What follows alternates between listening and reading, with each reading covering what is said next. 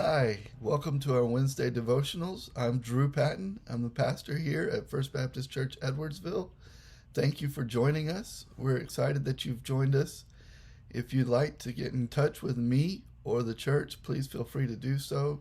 My email address is patton, P-A-T-T-O-N, drew.d@gmail.com.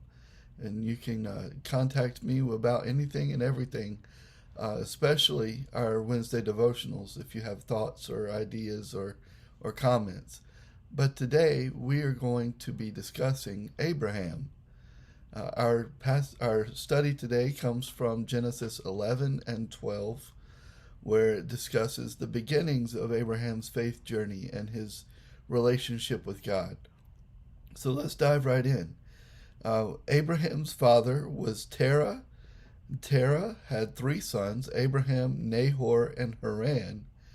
And Haran had one son named Lot.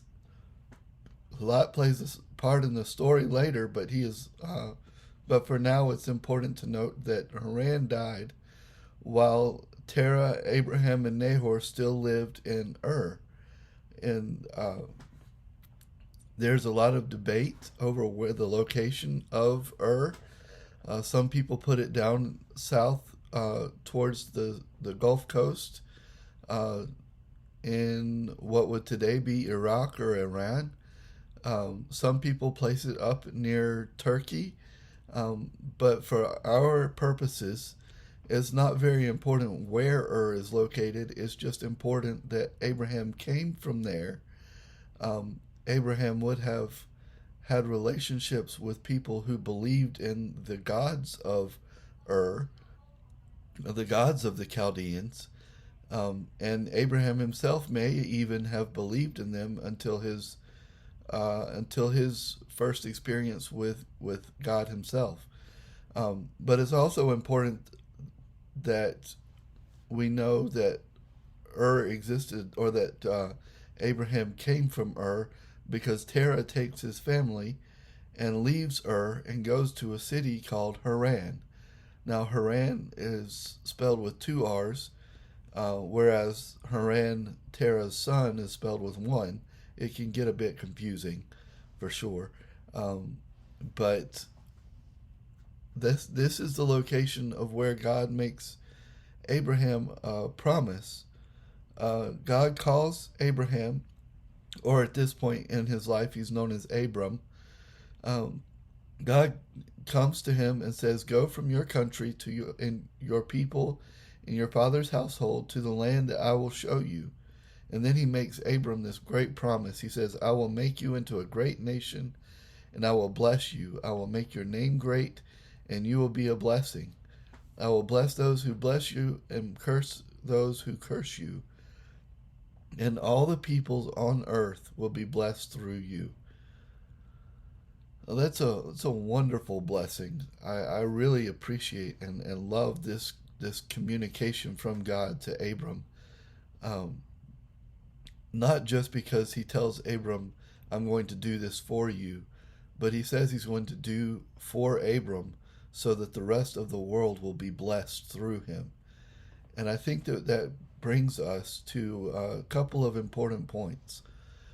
First, God never blesses us just to bless us. He blesses us to bless the world or the people around us through us. I think we understand this from the New Testament uh, as God has loved you, show love to others. Um, and we love others because we were first loved by God. And second, I think it's really important to note that Abraham, or Abram, at this point, um, had was already 75 years old um, when he sets out with this promise that he's going to be the father of a great nation, and that the peoples of the earth will be blessed through him. And because of his belief, because of his faith, God is identified throughout the rest of Scripture and throughout the rest of time, really, as the God of Abraham. Um, Abraham's faith and his faith journey put him in a position to be identified, the identifier of God. God is seen as the God of Abraham and Isaac and Jacob as well as the patriarchs. And we'll discuss them here in the next couple of weeks. But for Abraham, for us today, I want to ask the question: has God ever called you to do something? Has God ever called you to leave something or to begin something or do something that you weren't sure what God was going to do or how he was going to do it or what exactly it was that you were supposed to do? God just said, do this. For me and my family, God told us to to to take a job at First Baptist Edwardsville, and he didn't really say how he would make it to happen. He didn't really say uh, how all of the logistics were going to work out, but he did say that this is where we're supposed to be, and so this is what we're doing in our obedience to God. Uh, so what has God called you to? What has God asked you to do that may take a little bit more faith, a little bit of a step of faith?